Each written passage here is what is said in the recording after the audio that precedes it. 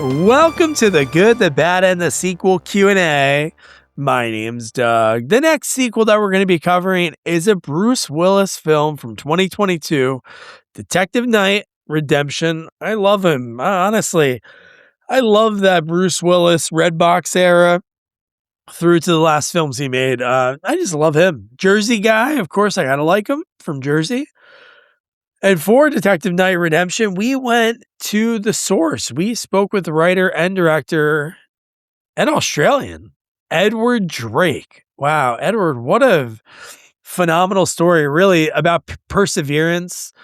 Early on, not getting into the school that he wanted to, that he was trying to get into. And then from that, he's able to get to the United States. I'll let him tell that story. Just a cool journey. It's all about the connections that you have with people that you work with. You treat them good. Maybe they're not the person that returns that favor. Maybe it's somebody else that saw the way you treated them or heard the way you worked with them.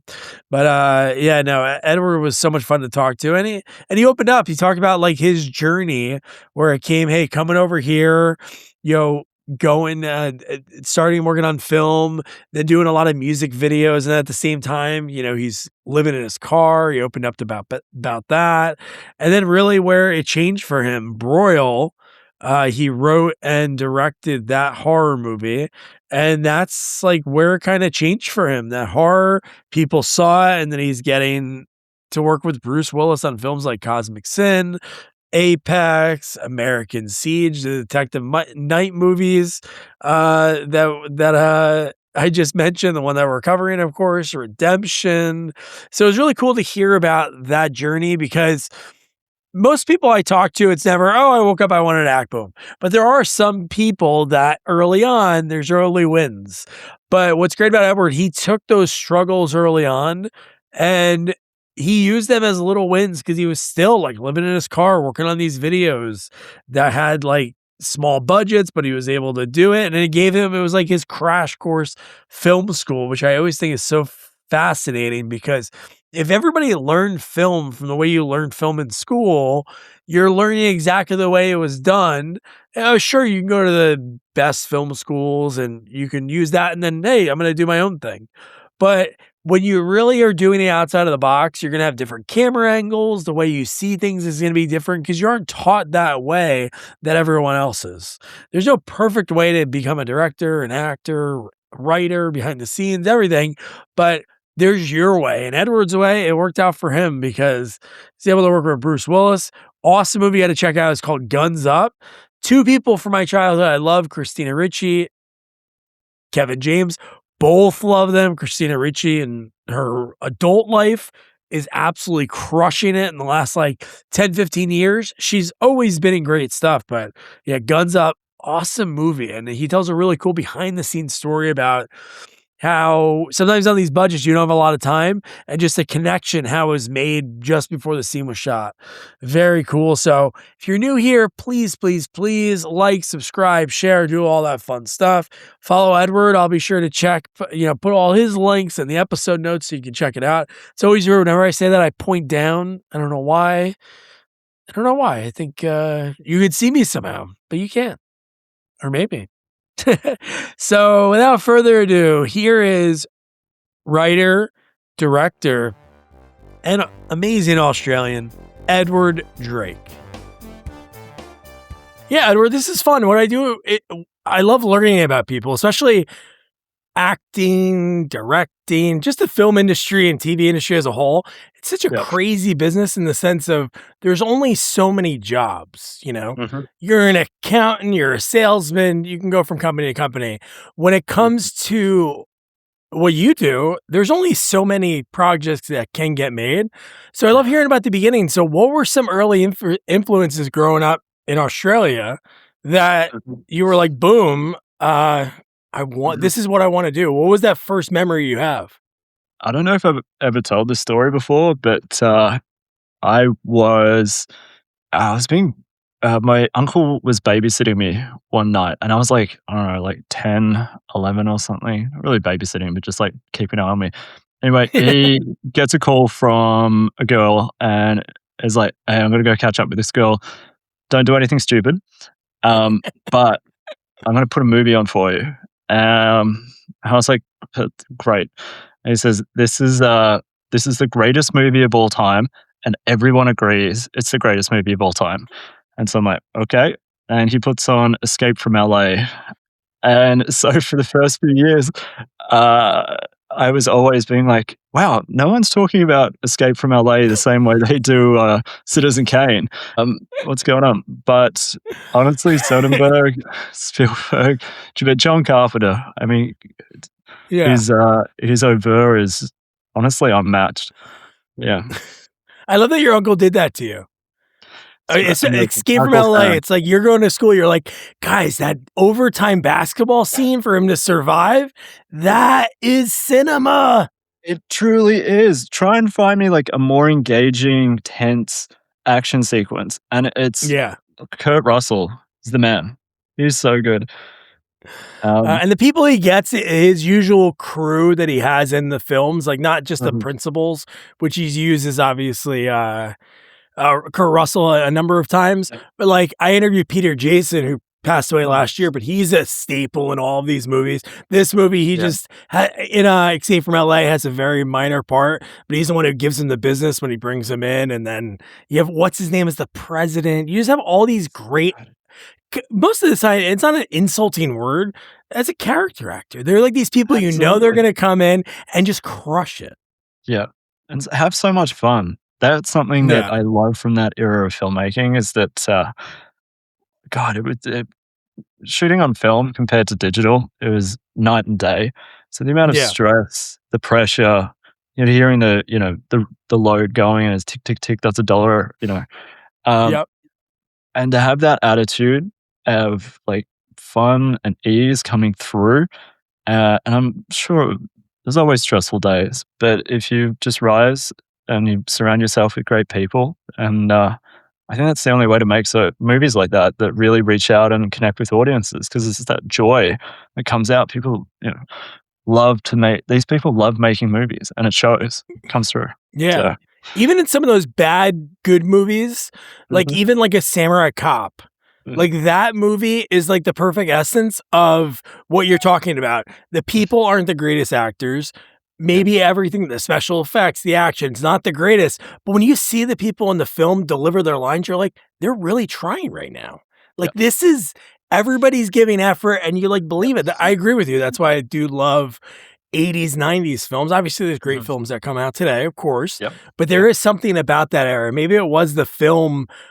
The old idea is like, man, we got to get this done because it's going to cost us an extra role. It goes into our uh-huh, budget. That's why Canon Films and other film companies, of course, mhm, probably thought of this, but they were like 90 minutes or less. yep, That was their thing because they did not want to mhm, get that next roll of go, film for their directors. yep, yeah, same with Orion as well. Um, Speaking of Kurt Russell, I got to, introduce my fiancée to Stargate the other night, Ah, and nice. it was like, 10:30, she's like, "What is this?" And then she freaking loved it. Kurt is the man. That haircut, Yeah. he turned his head into a box, just like this Oh, perfect I flat know. top up there. Um, I don't know if there's a perfect movie, but it's pretty damn close. You give me some aliens, some ancient Egypt, a Stargate, James Spader saying like Oh, I trying know. his damnedest to say these lines, but also like winking at the audience. So much fun. Yeah. I think Kurt Yeah. Russell's like he's up there. As Oh, I'm like like just thinking about his work in the film and the films that he's in. I can't even off the top of my head, I couldn't tell you a Kurt Russell movie that he's in that he's bad. yeah, he commits. He goes in. Yeah. I mean, Big Trouble in Little China does not Oh, the work best. without that energy just emanating out of him. Yep. Uh, yeah, I wish he worked more. I wish he came out. I would love a Kurt joint every year. Absolutely, let's go. Oh, that would be awesome. So Escape from LA, you see Mhm. real cinema at 10 or 11. What's that Yeah, next step? Is it just falling in love with film, like you said, Spielberg, Soderbergh, and yeah. then but what's that next that you actually take the step in that direction? So making a few movies with friends at school. Um, I had this tiny, old, cheap little, like, DV cam, and, I had a lot of fun with that. I used to do some skate videos as well, and, Nice. it was good, and it just showed, like, find the interesting angle. How many different ways can you show someone doing a kickflip or, like, a grind? And it's like, "Oh, there's a lot, actually." You put on you start skating yourself or you put on rollerblades and you get some really dynamic suddenly you've got a poor man's, Steadicam going on. And so it was a lot of trial and error, but yeah, just kinda the passion stuck. It was this strange thing. I remember watching Brick when, it was right Yeah. after it came out at Sundance. There's a somehow someone at school had a copy of it, and watching Brick, I was like, "God, movies can be anything. You can fuse so many genres, you can bring to life, like, so many different stories, so many different ways," and yeah, I just, honestly, Ryan Johnson, through Brick, I mean, was a bit of a life changer where it was like, "What are we doing? We have this formula, but we're so many stories just feel, like, contained or, like, the edges are, like, um, softened," and it's just, "No, go for it. If you got a voice, you can bring it to life." Yeah. Yeah. So so you see that, what was your right to university, like, right after?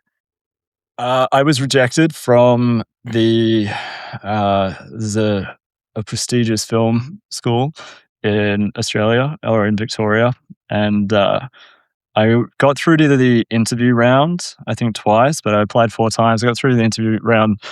Uh, on on one occasion, I remember them just staring at me, being like, "What are your favorite movies?" And I'm like, "Just say some Italian neo-realism, just like Fellini, really just a bit of a fan of, Bergman." And no, I couldn't. I couldn't. I just said, uh, at the time, I was like, "Look, show me a better audience, experience than Gladiator." You know, The Departed, I think, had just, come out on home video. So I was like, The Departed, it was yeah, I said the wrong things, and but it was it was one of the best things that ever happened to me was not getting into film school because I really doubled down. I shot my own little feature in Australia that, and in post on that, I got a offer to come over and be an assistant in LA, and Wow. I moved over here when I think it was like 21, 22, and it was around Halloween. And arriving in LA, like the weeks before Halloween was so incredible because I was like, this is the best holiday ever. Everyone's creativity is coming out. Everyone's having a bit of fun. Um, that was amazing. And then I Is proceeded that to a thing in do. Australia? Growing up, did you go trick-or-treating and I hear it is now. I hear it's a lot more common now, but wow. it was an imitation, if that makes sense. Especially in LA, you know, the cultural roots, the Day of the Dead, um, yeah, it was just it's a different beast. And I was in East LA as well, so I was surrounded by just this incredible culture and so much life. And yeah, seeing what people dress up as on Halloween, you'll see like the most uptight suits from an agency. They come out in like the most incredible drag or something like that. Not just an icebreaker. It's like, wow, I get to see this whole new side of a friend. This is amazing. Yeah. No, here it's always been like that's funny, you don't think about the rest of the world, like, I've seen photos from other countries and you're like, "Oh, that's cool." But yeah, Mm. here it's just insane. It's my favorite holiday, and where I live in New Jersey, it's like this little, like, village area that's, like, all these old homes from the 1900s, like, early 1900s, and they shut down the street. Like, we didn't know this prior to buying, we were just we lucked out. But yeah, Yeah. it's just, like, the coolest night, it's the It's so best. much fun. Jersey, I fell in love with New Jersey. Yeah? I shot Guns Up there, in Oh, summer of fun movie, man. What 2023. a g it's so cool to see. It's funny when you're growing up and you're watching all these different films and TV, sometimes you see people in a movie together, you're like, "This is wild to see these 2 worlds collide." I'm thinking King of Queens that my dad loving growing up here, just knowing him from his stand-up, Kevin James, then Mhm. Christina Ricci from the Addams Family movies and all of that as a kid, and it's like, this is pretty cool to see them in a movie together. Yeah, they were fantastic. I mean, Kevin was incredible. Christina was such a mensch. Their chemistry and honestly the experience that they've had on set, especially doing a lot of TV, they just knew in their bones how to create characters and a relationship like in 40 seconds. Wow. Because due to scheduling, they hadn't, I think they maybe spoke briefly on the phone, but they hadn't had any real time to connect right before we were about to shoot their first shot together, which Oh my was god. uh, in the cut of the movie that was released. That's them, making dinner together, and he's stealing the cheese, and she comes up with the knife and all of that. That was their first day. Shot one on set, and about 5 minutes before that, they just go into it, and they're just like, okay, I was thinking this, I was thinking that. Okay, that works with that because I can do this little touch with the elbow, and that can be like a little thing that I do when I need to like guide. And they just created emotion that's felt like so fast because they've been through it so many times, and they Yeah. just know you can totally get lost in like the backstory, and uh, they just knew exactly what was going to come through, what was going to connect. Um, yeah, Christina was incredible to watch. I learned so much. If there are any other producers or directors out there who ever get the chance to work with her, just run towards the opportunity. Same with honestly the whole cast. There was something with Christina though, where she has this sixth sense for blocking a scene where I asked her about like I'd run through the blocking verbally, then I'd start to just be like, okay, so Kevin, Mr. James, we'll start you over here, and this and that and that. And Christina just walks it all for everyone, and she looks at this, she's just looked at the space and she's just figured out, no, I know how you're going to shoot this. I know, and you're going to go here and you're going to go there, and then I'll walk into the two shot here and then back. And I was like, amazing, an absolute dream. Wow. Yeah. That's just great when you see, like, the number one on the call sheet doing that. It's really inspiring, because if you're doing something again, I'm sure there's some movies that it's the greatest movie of all time, and the guys are dicks or everything, but you hear some of these horror stories, like, it's like, oh, yeah, they wanna know when to come out 5 seconds before you're gonna roll a camera or, like, all these but it's cool to see that somebody like that, especially with their experience, do that, and then like you said, like, you're taking it all in while, you're learning on set, not sorta as well, but you're always learning in every Always industry that you're learning. in. Absolutely. Absolutely. Yeah, and I've worked with actors that others deem difficult, and what I've found is that there's a fear that's coming out and being expressed in the wrong way, and it's an inability to communicate. And so if there is an actor who's, afraid to come on to set, honestly, that's part of the directors and producers' responsibility to create that culture and create that, like, quote unquote safe space to be like, Yeah. come on, we are going, like, you were attracted to the material or the paycheck for one reason or another.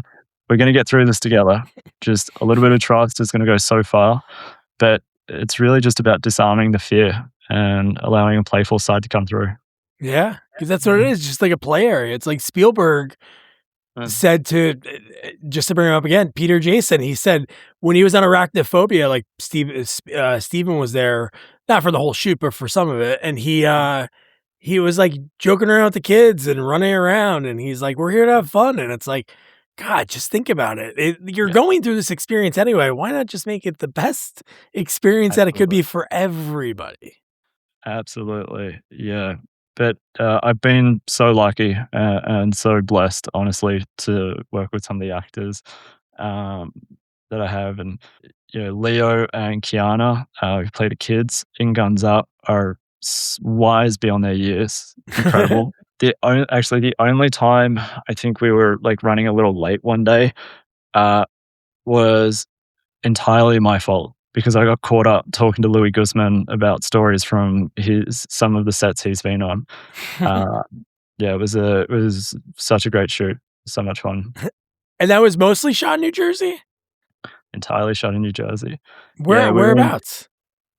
so a little bit in Hoboken, Kearney, and then Bayonne. Oh, And okay.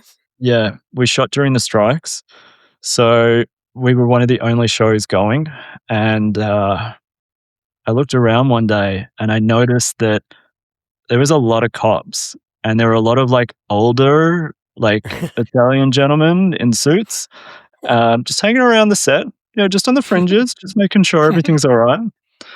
And, I go up to one of the cops and I'm like, what's going on? We got quite a lot of people here today." And, he said, "Ed, I don't know if anyone told you this, but you have selected the most dangerous parts of the state to shoot in. And so, but everyone here wants to make sure that like everything goes smooth. And we want more film here. We don't want anyone messing with your set." And so we had like The Sopranos and then, the Popo keeping an eye on us. It was amazing. Yeah. That's good to have him in your corner. That's good. It, it, yeah, it was pretty funny because I was trying to make it more of a workplace comedy and not The Sopranos. And then the real life Sopranos are like, just, Yeah, "Oh, we're okay." yeah. Yeah, They show up on set.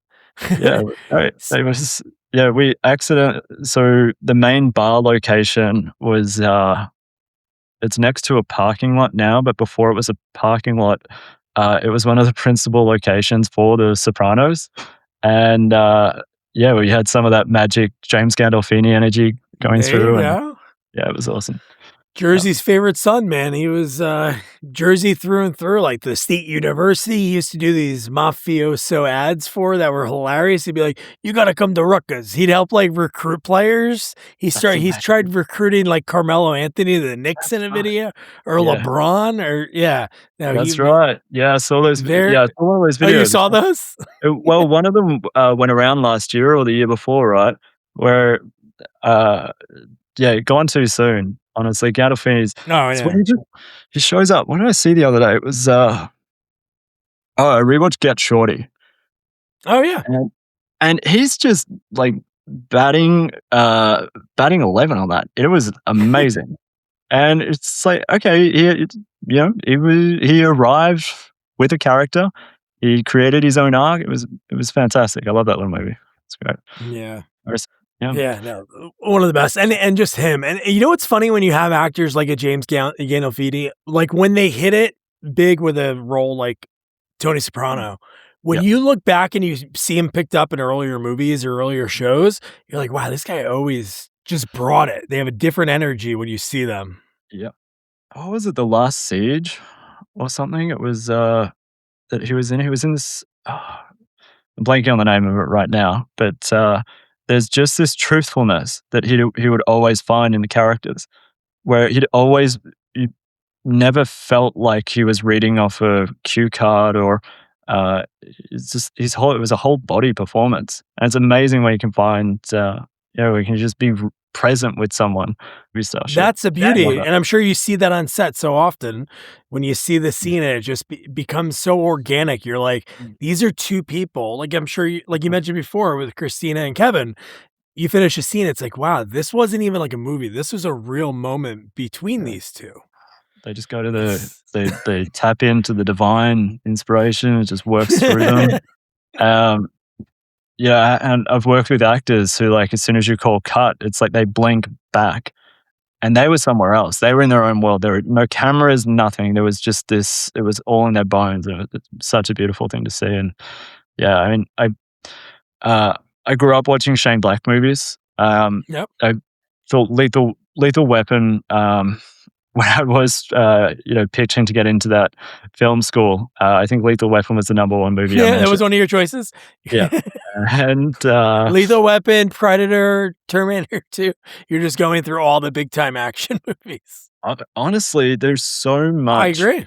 character that's expressed through action, and Shane Black was so good at it. We remember a lot of the dialogue, but reading his scripts, there's so much life that's just coming out and you can reading it, I can't help but imagine how I'm not an actor. I'm the worst actor in history. But I can't, help but imagine what I would do with these, small little touches that he puts in, and um, that kind of energy was definitely running through Guns Up as well. I did a little homage to Shane Black, and my favorite Bruce Willis movie, The Last Boy Scout. In the Nice. the shot ended up getting cut, but when they're sitting down for dinner on the couch and the movie that they're watching, um, it's The Last Cub Scout 6, and, and legal were like, "You can't call it The Last Boy Scout." And I'm like, "Okay, we'll call it The Last Cub Scout." And I went so deep with, like, where the sequels to The Last Boy Scout would have gone, and I ended up with, like, a sudden death, kind of like ice hockey, the kind Nah, of love version that of movie it. too. Yeah. Yeah, so good. Yeah, yeah, a lot of little fun little moments like that. That's Um gonna be a lot of fun. Do you do that in all your films? Is there some little personal touch you put in it? Oh, absolutely. Yeah. I think that the best directors just tap into their own truth to really guide this, like, it was speaking of Spielberg, there's this joy, this, like, beauty, this awe that comes out, through his films, and from everything I've heard, that is, like, that's so genuine and that's so him coming through, and so I always try and bring a bit of that energy in, and also there's ways to, like, dance around that with every genre as well. Yeah. Yeah. Yeah, it's fun. It's a That's fun awesome. challenge. So now back to when you got there. It's Mhm. like, what'd you say, 2011, 2012-ish is when you got to Yep, LA? yep. And then Uh, so what are you doing when you're here? Like you said you were helping out another director, right? You were doing second uh, AD stuff? okay, so I was the single worst assistant in the history of Hollywood, and everyone who worked with me would agree. I was fresh off a plane and had a couple $100 to my name, um, and a much thicker accent, and so no one could understand me on the phones. I said to my first boss, "Look, I can do an American accent if you want." And he's like, "Okay, give it a try. What have you got?" I went full Texas, like Yellowstone, like Yeah. Taylor Sheridan, let's go. And he was like, "Absolutely not." And I was like, "Okay, I've got one other accent." And Valley Girl Clueless, and that didn't work. And then Uh, and then he kind of put his head in his hands, and he's like, "All I wanted was a sexy British assistant to answer my phones, and instead I've got this weird Australian that no one can understand." Oh my So god. that was, yeah, that was funny. How So long did yeah, that last? too long. God knows why they didn't fire me after the first day. Uh, but then I did start working, for a minute for an incredibly talented director, Mark Romanek, and and that was terrific. And it kind of dawned on me that I wasn't on the, I'd moved over to LA, didn't have any family here. I knew no one in the industry, um, and I was like, I can't wait for someone to give me a shot at directing. I need to go and start, you know, being a lot more proactive. And so I moved into music videos, directing music videos at a time when YouTube was really, and still is, but it was a major part of like the brand strategy and the release strategy for music videos. And so the budgets were tiny, but it was necessary to have a video for almost like for any single that was coming out. Yeah. And so there were so many music videos being commissioned that I found a niche in. I love dance music and house uh, and I do a bit of DJing and that. So I was able to bring a bit of that energy into. I directed way too many music videos, and uh, to the point where a song will come on, and I'll be like, "Oh wow, weird. I feel like I've heard this song before." And then the next day, I'll be like, "Oh shit, I directed that video, but I completely forgot about it."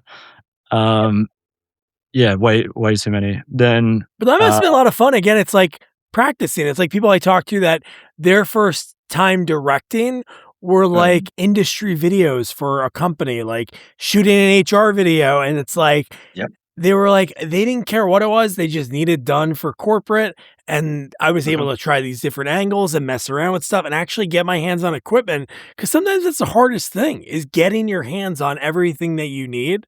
So it's Yeah, cool you had that opportunity, and like you said, yeah, these were probably some artists that, this was their first video too, right? I'm sure there were some right. people that were so green, so you're like, "Hey, let's learn this together." Like, Yeah, absolutely. It ended up being my film school was, wearing a bunch of hats. I'd write the treatment, I'd produce the damn things, I'd direct them, and then I realized the only people that, get paid a living wage on videos are really the editors, and so I taught myself to edit these things, and then, so I was able to just pay the rent for a minute, but then I overextended on one video, and it was the contract was supposed to be done with a production company. I'd already outlaid pretty much all of my savings onto deposits, holding locations, gear, and all of that. And then the night before, like 6 hours before call time, this manager pulls the plug on it and says, "No, we're going to go in a different direction. Thanks for understanding." And after that, I was faced with I was completely broke because of my visa. I could only work as a director, which is like the crazy one of the craziest situations to be in. really? Yeah, yeah, it was an O1 artist visa, and so I had to make a choice of do I go back to Australia and save up and come back. And in hindsight, maybe I should have done that, because I ended up moving into my car, and so I lived in my car for Yeah. quite a while because you never think that it's gonna take as long as it does to get back on your feet. Yeah. But, that took a few years, and then finally, I got a crack at directing a feature, um, and then, worked with Bruce. We I think we did, like, 8, 9 movies together that I Wow. either wrote or directed. Um, and and then, Guns Up came about because I wrote Kevin James a letter, and he responded within 3 days, and, Wow. it was an incredible opportunity, and so, Wow, look. man, what a battle, like, being in your Yeah. car, that's again, but those are the people that make it. That's why you were able to work with Bruce and do all those films because you were willing to do that. No story from people I've talked to, I never heard, "Oh, yeah, so I wanted to become an actor and everything just worked out." There's always something. Yeah. I've talked to one, a puppeteer that was, like, sleeping on a guy's couch that Mhm, started as, like, a few months and ended up being, like, 3 years or 4 mhm. until and then he said, "Then when we, like, made it, then it was like, oh my god, I didn't even realize how long this process was." But I know you think back, it's like, oh my god, it's these 2 years, but what was that break? How did you go from that to directing the feature? So was that Broil or was that Yeah, that Cosmic was Sin? Boyle. No, that was Broil, Boyle. okay. Yeah, and so, um, That uh, shot pre-COVID, right? It came out in 2020, but I'm sure it was wrapped in 19? wrapped in, 28 did we shoot in 2018, 20 it's all a blur. It's Yeah, I'm sure. But that's um, truly amazing that you went yeah, from that you were able to direct a film. How did you get yeah. the directing job? You interviewed for it? They saw some work you did? Yeah, so it was pretty much that while I was in the car, I was actually still directing, like, I'm sure, I yeah. also hit, like, a little dry patch of work, um, which definitely stretched that period out a while, but the reel looked good. That was kind of it, and I had a few, like, known faces and, talent that I'd worked with, and so I think that's a really important thing with, uh, director reels, where I would treat these music videos as mini, like, short stories, and, some would be incredibly surreal to play into the sound, and, you always wanna service the story of the song and the truth and the emotion of the song, but I was able to build a reel with, my music videos and, a little bit of branded content, um, and yeah, just I guess the short version is that it was a Broil was a low budget horror that kind of like it ended up, outperforming expectations, um, which I was very lucky for. I mean, it didn't get a theatrical release, but it did well in digital and the home video, and then I wrote uh I wrote, this, movie Breach Anti-Life. There was this, one of the producers of Broil, um, was on that as well, and then, yeah, the rest is history. So it was a honestly, it was a great experience. I don't have anything bad to say. It was, Yeah. you know, no easy days, but they make it the hardships make us who we are, and, this, phrase there, only the strong get tested, and so I took a lot of solace in that, and, some of these shoots were the shooting schedules were a lot less than perhaps what people imagine them to be. You Yeah. feel from the outside, it's like, "Oh, you're making a big action movie," and it's like, "Well, we only had, like, a week or 2 to make, all of it." Yeah. Uh, but, yeah, an incredible experience, and I'm very grateful to all the people along the way 'cause, it takes a village to make a movie, and then I did a documentary actually, when's this gonna come out? Just out of curiosity. When do you need well, I'll promote anything if your documentary is coming out pre this would be coming out, Yeah. I can always promote it, but No, so on Wednesday I just found out this documentary I directed, and produced with Scott Veltri and, Francis Cronin, just got accepted into South by. So oh, I'm off to awesome. South by in March, for the first time, which is so exciting. This documentary has been 5 years in the making. So this is, I only just found out about it before we Oh, started no way, that's talking. cool. Yeah, What's the name of the documentary? it's called The Ascent. The Ascent. The Ascent. Yeah, it's, the story of this incredible woman, Mandy Horvath, and her journey, to be the first bilateral amputee to summit Mount Kilimanjaro, on Oh her my hands. god. So Wow. we Yeah, so this is during COVID. um, I was kind of squatting in a house with a friend, and, we both got connected to Mandy, and uh, she'd reached out about, some advice for, how to document her trip up Kilimanjaro and all this other stuff, and, I don't have any kids, and so I had way too much, free time on my hands and a little bit of savings at this point, and so we climbed the mountain with Mandy, and What? yeah, that was the start of the journey. So, that was really exciting, and it's been God, working on one project for 5 years every single day. I have so much respect for documentarians and journalists. The way that the relationship that you develop with the material and the subject, and the ups, the downs, the twists, uh, the way a story can change so many times in the edit is baffling. Wow. Yeah, it was such another learning experience, but it was amazing.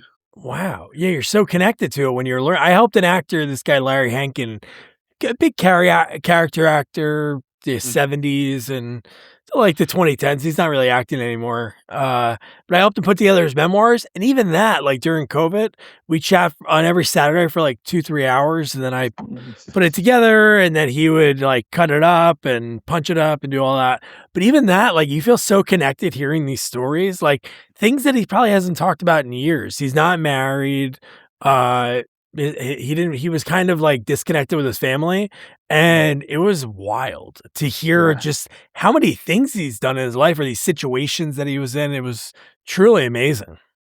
Everyone has a story to tell. It's Yeah. such a and it's such a big responsibility to try and tell, you know, try and do the truth justice, the emotional truth, and honestly not waste audiences' time with it. Because I see quite a few documentaries these days where I'm like, "Oh, I wish it had, like, opened this closet a little more. I just wanna see what's behind there." But then you get to the credits and you realize that the subjects are EPs or it was their production company. So it's like an autobiography. Mhm. And um, n- we didn't do that with this with Mandy. We were definitely embedded in her life for a while. But we really fought to make sure that okay, we're going to have this line of like we want to make sure audiences aren't doubting this incredible and honestly bizarre like story of not only how she lost her legs, but also this climb that she was undertaking. And uh, yeah, yeah, such a journey, but so That's rewarding. cool. Yeah. I love documentaries, and like, to your point, you wish sometimes documentaries do a little bit more, or Hmm. what they do is they take a story that could probably be an hour and a half, and Hmm. they add so much filler, and even when you're watching it, you could feel it going. Like, we Hmm. just watched the one with the that more, I don't well, I guess she was Mormon, the podcaster Jody Hildebrandt, Hmm. and the Netflix one Hmm. at perfect length. It was like 90 minutes. I'm like, they probably could have sensationalized things and turned it into like a 4 or 5-part episode kind of thing that lasts 4 or 5 hours.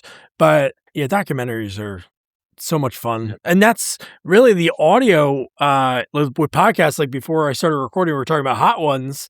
And like, even just think about what's big right now.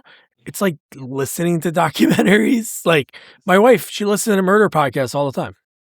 There's something so intimate about film and podcasts and like a novel where at home I've made like all the films I've made, I've known they're going to be experienced like in a home video environment or Mhm. on the back of an airplane or so I just, um, and it's important to keep that audience in mind, I think, when you're like shooting some of these films, because otherwise that context, it really can shape the way that you frame your entire film. And Yeah. so if you're doing these beautiful wide vistas, it's an amazing movie, The Rider, from a few years ago, and that is such a stunning movie, and I found this, like, beautiful balance between, "God, I wish I had seen this in a theater," but it's still just as rewarding at home. I don't feel like I am the experience is lesser than for having to see it at home. Um, Yeah. I was late to the game on that one. Yeah, yeah. So the writing, were you always writing, or was it from the music videos? Like, starting to do that was when you really Mm. crafted that, or prior to that, were you I writing scripts and stories? Yeah, I was, always been writing since, since I was a kid. Only Oh, okay. child with way too much free time on my hands, Yeah. and Yeah. the, uh yeah, I write every day. It's part of the practice of just read, write, edit, do it all over again. Yeah, yeah, Um, yeah. and there's no finish line. And it's one of these few careers where you you never know when is the right time to abandon the project, and abandoning the Mhm. project might mean releasing it to the world. Um, but, sometimes ideas come fully formed. I'll tell you that the ideas I've worked or the concepts and premises that I've worked on the longest, uh, they've never made it to the screen, Yeah. and I think that is part of my process of, like, maybe I was forcing it. I'm Um, still here. yeah, yeah. Yeah. So it was yeah, writing has been so rewarding for me. I had some speech difficulties when I was growing up as well, and so it has become this way of how I learn to communicate with the world. And I honestly, nothing would make me happier if a film or a story I write helps someone else understand the world that we live in and how to communicate. And yeah, Yeah. Yeah. That's beautiful. No, Yeah. that's great. The writing is such a beautiful thing, and how much you could put into it. And I think I think being a writer is the the craziest gambit sometimes. Because I've talked to writers that you look at their credits in the '80s, you're like, oh my god, weren't you making movies in the '90s and 2000s, and why is that not happening? And it's Mhm. really not them. They're still writing the same thing. Maybe their voice is not what they're looking for at that time, but people are always writing. There's a million scripts, and then there's a script that you put in the drawer. You're like, "Oh, let me take that out. Oh, let me update that." Mhm. I talked to somebody that wrote a script I'm trying to think who it was now.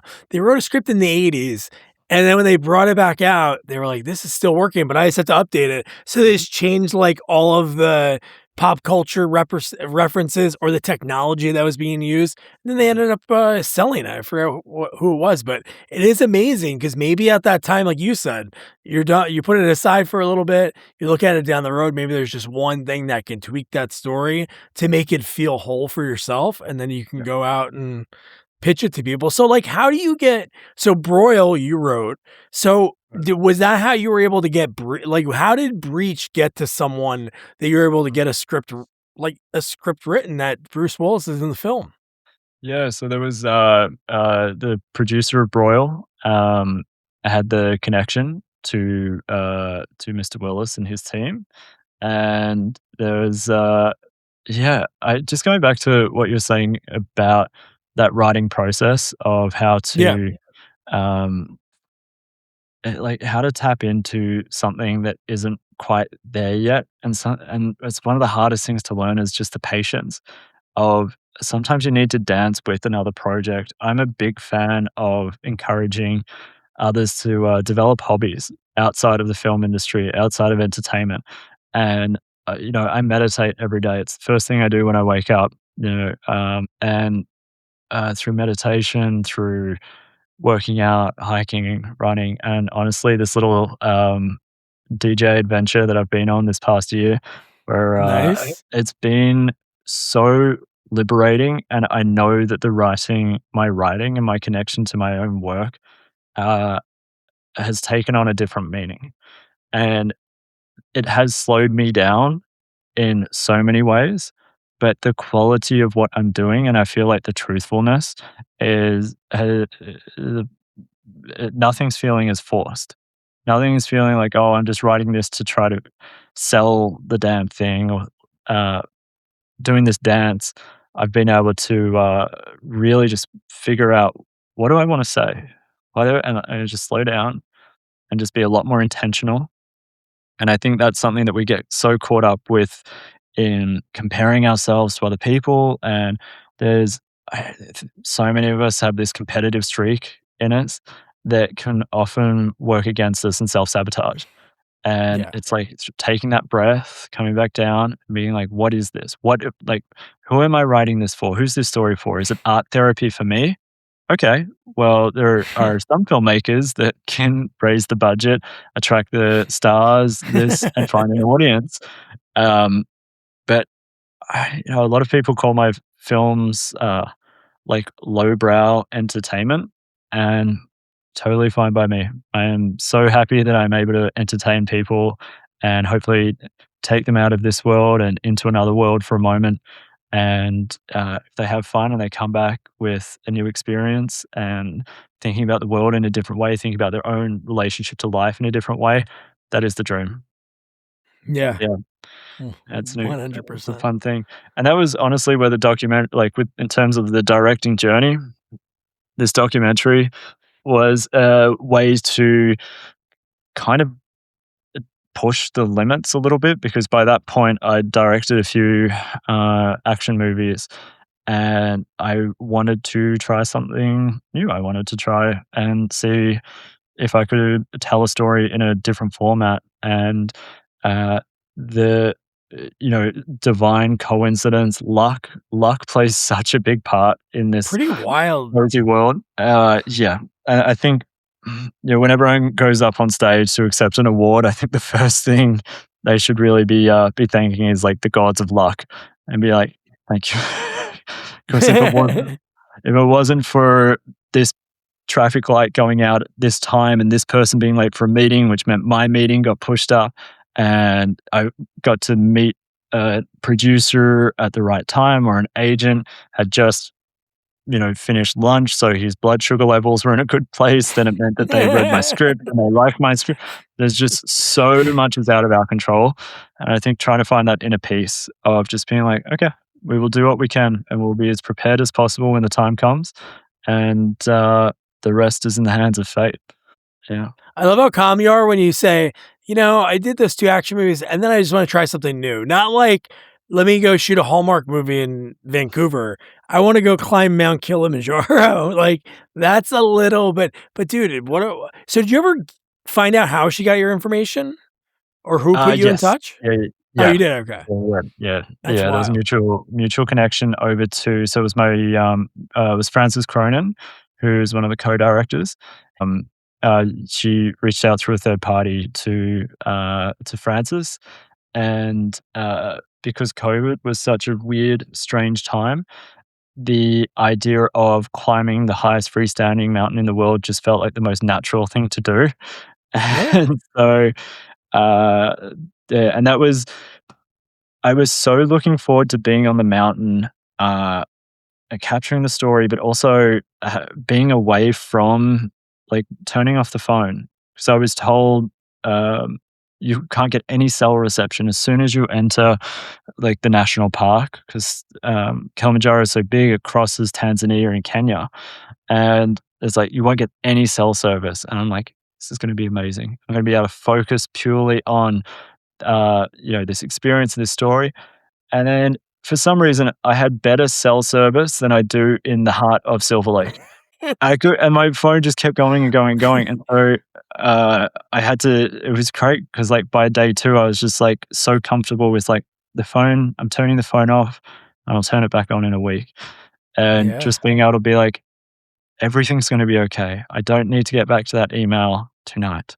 There's just, and yeah. And honestly, was that peace and serenity of just being so fully present on the mountain was amazing. And the project was better for it. I mean, it's a really selfish thing that I think a lot that, when you direct a movie, the blinders go on and you have to, like, you neglect a lot of relationships. It's really tough on families. And I see, it's an entertainment game with the pressures that are out there, especially now with all the consolidation that's happening. Production is Yeah. down 40-45% in some places. Uh, you need to be as focused and intentional as possible. And so knowing where to put your energy, my God, it's you know, we don't get many shots at bat in this life. We don't get many opportunities, and so now more than ever, we have to make every single second count. Yeah. And timing wise, even budget, like filming wise, I feel like because of everything, it's like even it used to just be like those smaller budget films, it'd be like a short turnaround. Mhm. Like how like for your films, like for Guns Up, how long did you have from like beginning to end with like the principals? 18-day shoot, Yeah. and yeah, yeah, and then we lost a little bit of time because there was some wildfires in Nova Scotia that Oh yeah, yeah. blew smoke all over the East Coast. And so we couldn't shoot outdoors. Then we had some of the most amazing like thunderstorms I've ever seen. Cut like just hit right in the middle of the shoot, and I was I was on cloud nine. I was looking out, getting like the most amazing lightning show of all time. I'm like, this is great. And in the back of my mind, I'm like, oh no, we can't do any exteriors for like 2 days. Ah, we'll figure it out. Ah, Yeah. you figure it out. You don't want to put anyone in danger. You don't, you make sure that you're doing right by the crew. I always say that, one of the hallmarks of a successful shoot is everyone just gets to go home safely to their families at the end of the day. And yeah, but truly, Jersey was such a gift. God, I'd go back there. I'd shoot there again in a heartbeat. I'd move there again in a heartbeat. Such a character. Everyone has a Yeah. story. It's amazing. It's a cool Yeah. state, and people don't think of it like where I live, it's more like the farmy parts. Like, Mm. really, New Jersey, what people think of like that is really just that Northeast section, and then the rest of it is like You have your very affluent, rich communities with the mansions, or you have, like, the shore, or you Mhm. have, like, the Pennsyltucky, New Jersey, like, where it's, like, all sort of, like, rednecky, like, Southwest New Jersey. It's so So, big. it is beautiful. Like, I lived in Portland, Oregon. Me and my wife lived there for a few years. Beautiful. I absolutely loved it. It Mhm. just there's something about the people here. I don't know. There's Yeah. just, like, this thing, like, when you talk to people, everybody there's, like, a purpose. And I Mhm. love the laid back. I'm very laid back, so I love that about Portland. But everything was really, like, unease. You go to a diner, you go to a bar, "Oh, can I have my order?" And then it'd be like, they take a little bit longer than normal. Here, it's like they're trying to get you out of here because they know they don't wanna wait. It's like Yeah. just a different mindset here.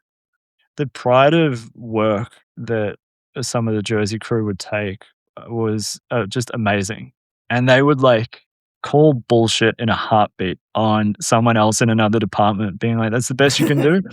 What you got there? Really? You're gonna man's making a movie over here and you wanna try and get away with that shit? Alright, fine. I wouldn't wanna be you." I'd just sit back and watch and be like, "Cameras are pointing the wrong way, guys. We need to be shooting this." Yeah. Yeah. Oh, man, dude. No, Yeah, no, super fun. it's true. That's cool. I always love Yeah. hearing good things about my state.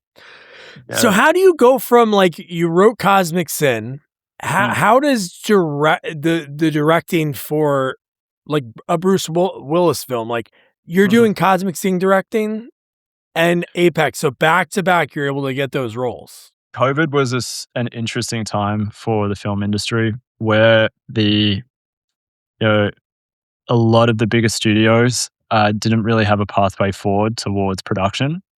So a lot of independent films actually got these opportunities to like pop onto the slate of the studios where they had to the bigger productions had to delay because the costs of shooting during COVID were astronomical.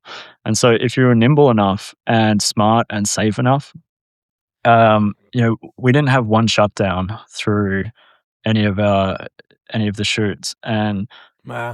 that's honestly a testament to the producers, the crew. Yeah, I mean, the best, I got to work with Devon Sawa. Like, I just saw the The Chucky best. box behind you. Yeah. Yeah, Yep. and, Devon was incredible. And we just had this this attitude of, like, we're gonna get this done, and we're gonna keep everyone safe, and we're gonna have fun. And there's going back to what you were saying about, when number 1 on the call sheet is so engaged and will take the time to, like, learn the crew's names and hang out and have fun and pull up a chair and watch a scene that they're not in being shot. Uh, Kevin James was like that, and that was, everyone sits up a little straighter. It's amazing. Same with an actor like Tim Murphy. Timothy V. Murphy is phenomenal, and when you just see a presence like that on set, everyone just kind of sharpens up a bit. But honestly, that's on the director to impart the passion and be like, Yeah. why are you here? Like, why are you stepping away from your family, or you could be doing so many different other projects, but why do you want to be here? And really instilling that reason of why can take a project honestly from like a 5 to a 7, just like that, because then that joy, that energy just comes through the screen.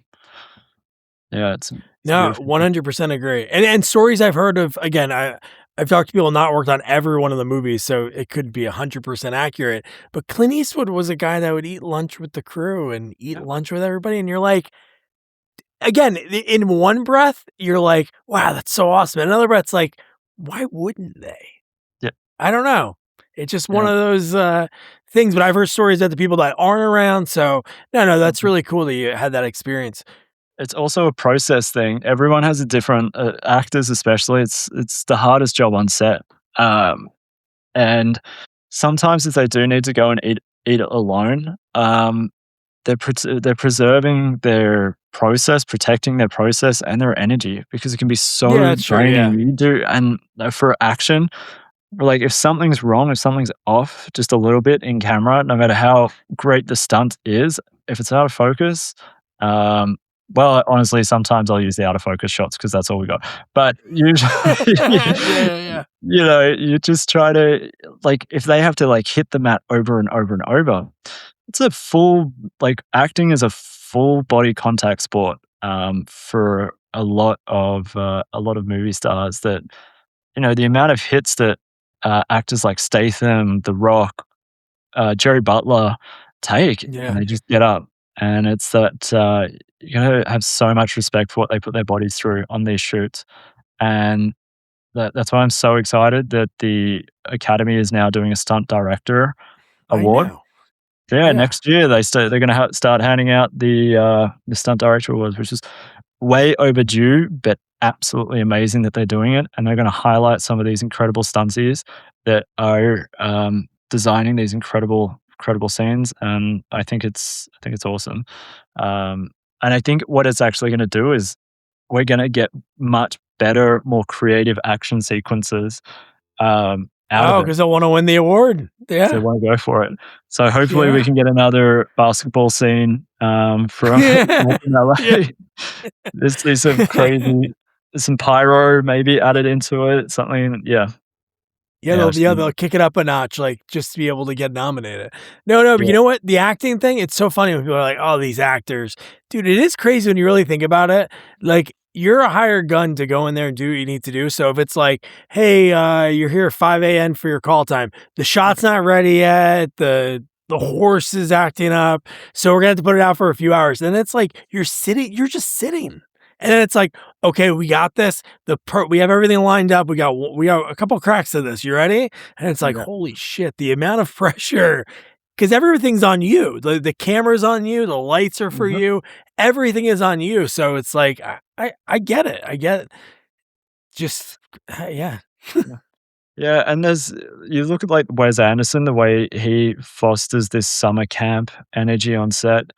yeah, I just I've always heard stories about Ryan Johnson's, Knives Out series, the way that he just creates this feeling of, like, look, no one's going into their trailers to, like, hang out, they wanna be together on set, and they have the time to get to know each other, and it's amazing. I strive to create that kind of energy on set, and, with, like, Guns Up, we were able to get there, and it was such a treat, and, so spoiled there. We had, so many fun little, it's just so many fun lunches, honestly.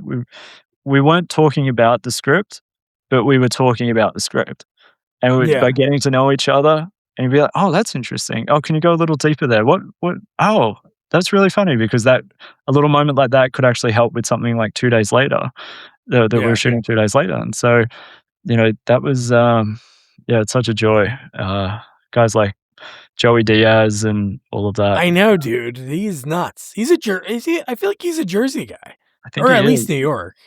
He's So, definitely this area. this is back when I was smoking, and we were in between setups.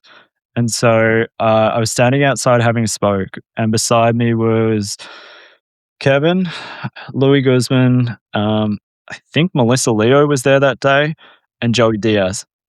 And Wow. we're out on a city street. This is in Kearney, and there's some people over the road taking photos and whatever. But we hadn't shut down the road, and so traffic was going past. Then all of a sudden, this guy in this bright red Civic just slams on the brakes and it skids, and he jumps out. He's like, "Joey Diaz, you're the fucking man!" And he's like, "Yeah, get the fuck out of here!" And there's cheer just went up from like everyone watching. And he's like, "Anyway, back to the story I was telling you." I'm like, "It's amazing." Oh my god, dude. Yeah, the real wise That's guys. sick. It's fantastic. Yeah, That's so Mm, cool. yeah. The cast in that movie is amazing. But I have to ask about like working with Bruce because Mm. you mentioned obviously The Last Boy Scout. I'm sure obviously Die Hard was a maybe your uncle showed you that the next week. Die Hard. Die Hard was honestly omnipresent. I think the only disagreement I ever got into with Bruce was, arguing that Die Hard 3 was so much better than Die Hard 1. Ooh. And he was like, "And you're letting this guy direct the movie? What the hell does he" No. I love Die Hard 3. It's I just think the coolest thing about Die Hard 3 is you get the Summer in the City by I can't think of the group. That opening track, New York sweating, it's hot, yeah, and then and you're like not expecting it. Even it's one of those things like you watch a movie every few years, you remember some of the lines, you remember some of the yeah, beats, but even sometimes that it still startles you how yeah. early that pulls up. I think it's the Love and Loving Spoonful, that's Spoonful, it. Yeah. which my buddy Larry this is Yeah, he went to a Comic-Con in Jersey. He was in amazing. Vegas vacation, but, Yeah. his story, which is pretty wild, like, he was doing stand-up opening for groups, like, thinking about you go to see The Loving Spoonful, he opened up for Miles Davis. So, like, Nice. you're going to see Miles Davis, who's the opening act? A comedian? Doing 20, 30 minutes of, stand-up, but that's what Larry did, but he was friends with Loving Spoonful, so he's actually on one of their songs. I forgot which one. They gave him, like, that mouth thing that you put in your mouth, and it's like Uh, a yeah, spring, and it's like, "Wow, wow, wow," and so they let him open up this song, and it's, like, the wildest when he was telling me this story, I'm like, "This is absolutely nuts." They were that's just like, "Come amazing. on, Larry, let's go in the studio," and then he's on there. But, yeah, you hear that song hit, and then when that explosion, the Yep, stakes are right away, dude. It's, like, on. absolutely.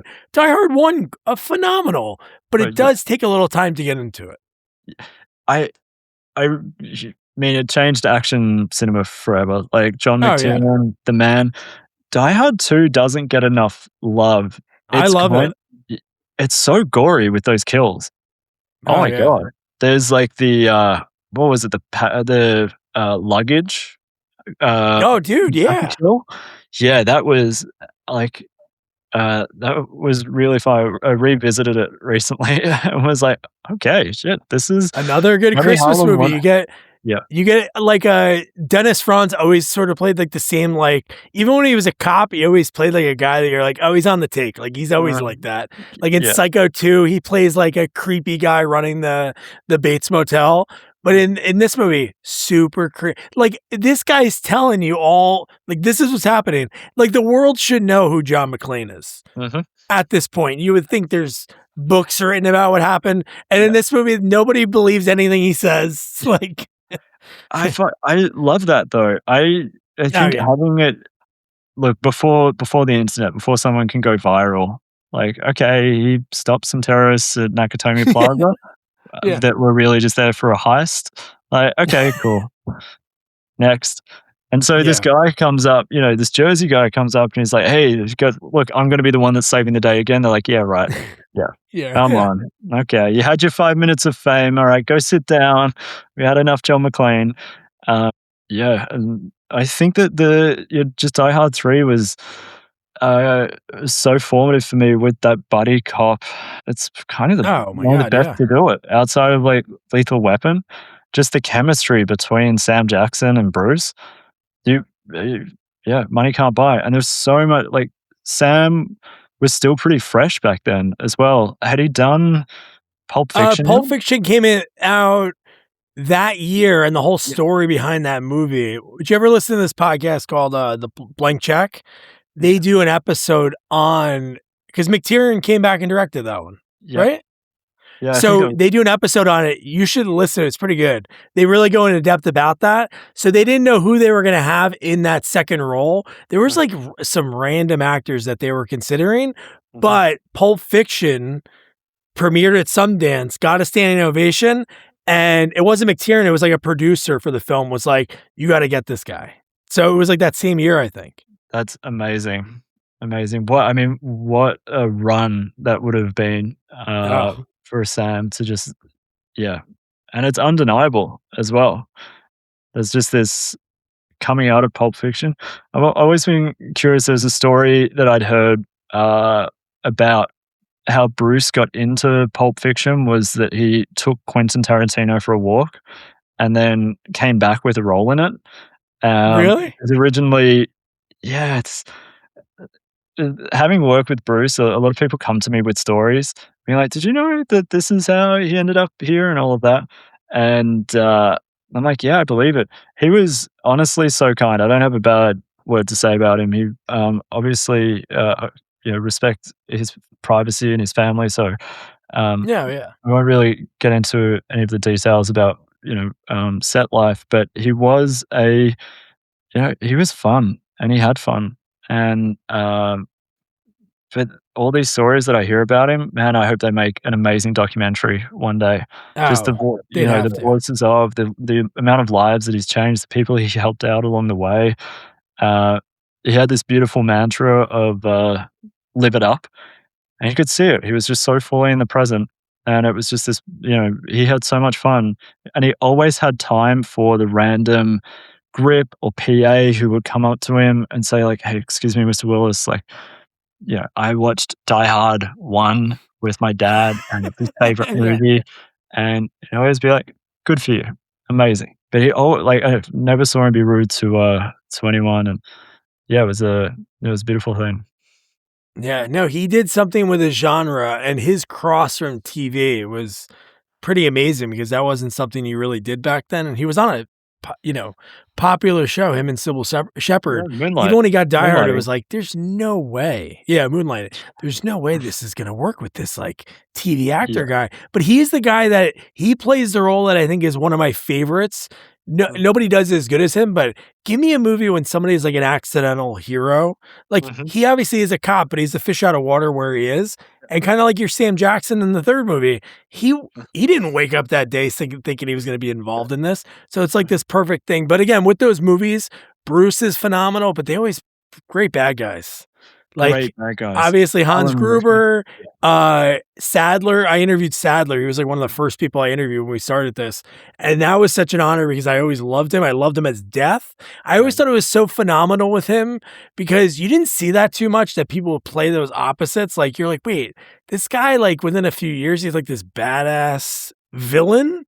Mhm. And wait, and then this other thing, he plays Death, and he's kinda silly and goofy, and it's like, wow, this is pretty So wild that good. somebody can do this, but yeah.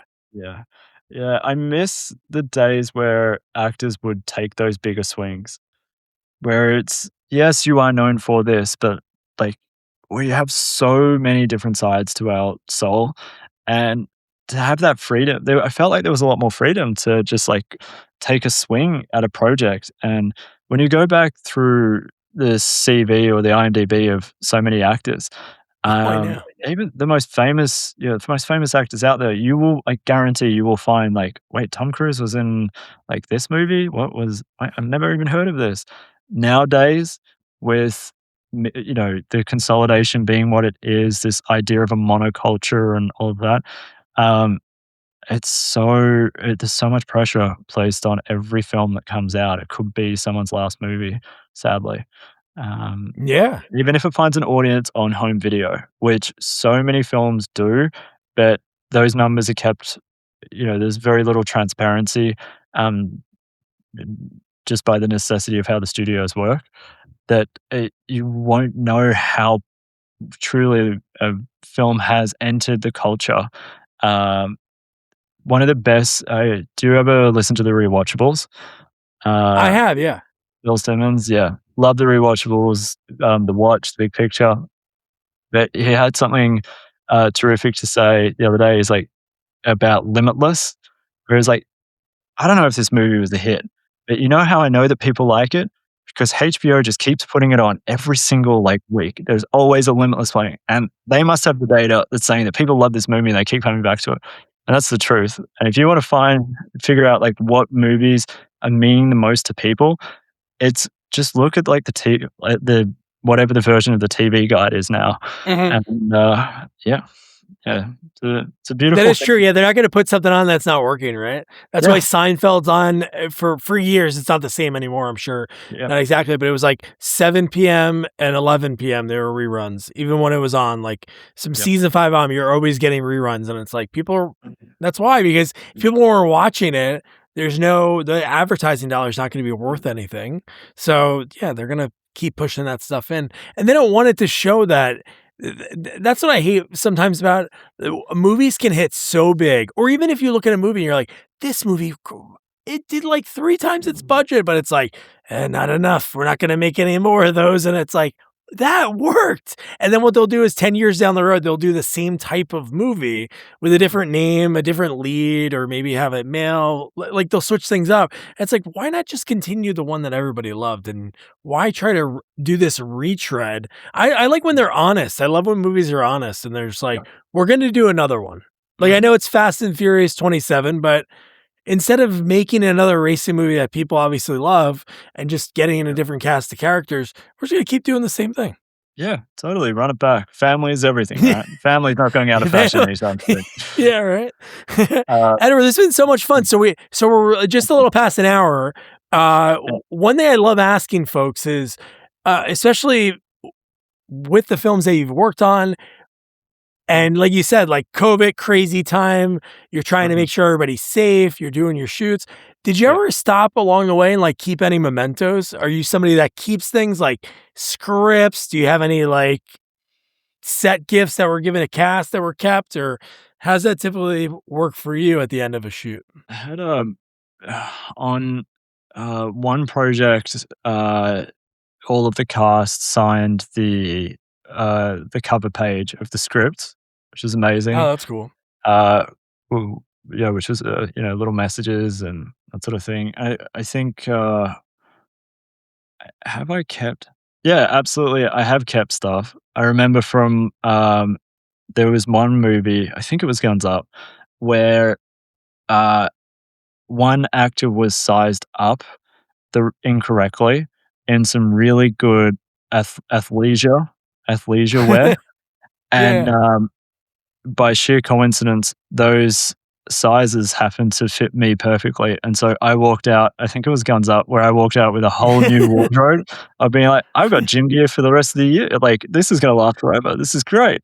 So, um, yeah, I th no, honestly, I live pretty light. Having lived after living in the car for so long, Yeah. I've got my laptop, if I've got, like, good people in my life, you know oh, I did, a pair of Uggs. There was a pair of Uggs that did walk away from a set, um, on my feet. That was the one I intentionally yeah, 'cause I think, uh I don't think this is spoiling anything, but there's quite a few actors that and I won't name names, but they will some of the biggest action movie stars will, they prefer to wear Uggs on set rather than their real shoes because they're just more comfortable. Yeah. And, you're getting a little bit older, and so, you're sitting down and then you stand back up and you wanna put your shoes on. No. And if you watch some movies, honestly, from the past 10 years with, some big action stars, and you pay attention to their shoes, a lot of the times they're wearing black Uggs, and you ju the or the director or the editor is just like, Yeah, sure, we'll just get away with that," sort of a thing. Oh, So, I gotta look out for yeah. Um, that. it's a good tip. It's a good tip. Keeps everyone comfortable. So, Yeah. yeah. And you're right about, yeah, to be honest, like when we moved to Portland, we had a Mm, Honda Civic we drove across the country with our 2 right. dogs in the back.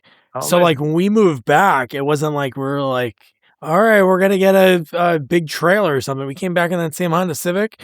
Our trunk was full of Mhm. bags of clothes, our records, and books, Yeah, and really, like, that's it. Like, yeah. to really what you need, like, to be honest, the more space you have, the more stuff you have The because you more fill it up, exactly, find because place yeah. I think that's some caveman mentality of yeah. it is, Um, yeah. what kind of dogs do you have? 2 for insurance purposes, they're, American Bulldog mixes, but they're pit Okay, bulls. that's so good. No, I've we got, rescued them.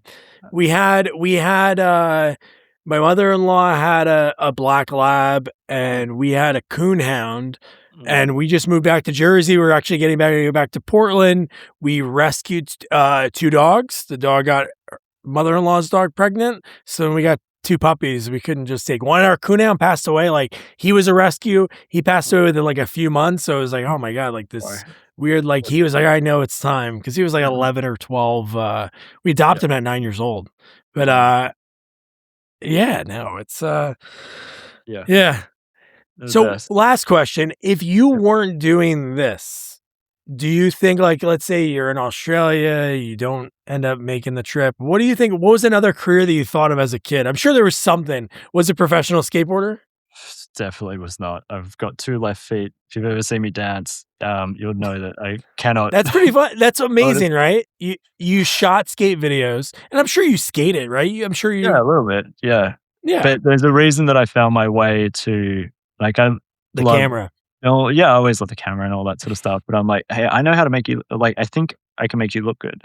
And, what I would be doing so, I took an aptitude test in school, and everyone in the class was asked to take this test, and my results came back, and I was told that I would make the perfect circus assistant. I kid Oh you my, not. are you? And then number 2 was a lumberjack. And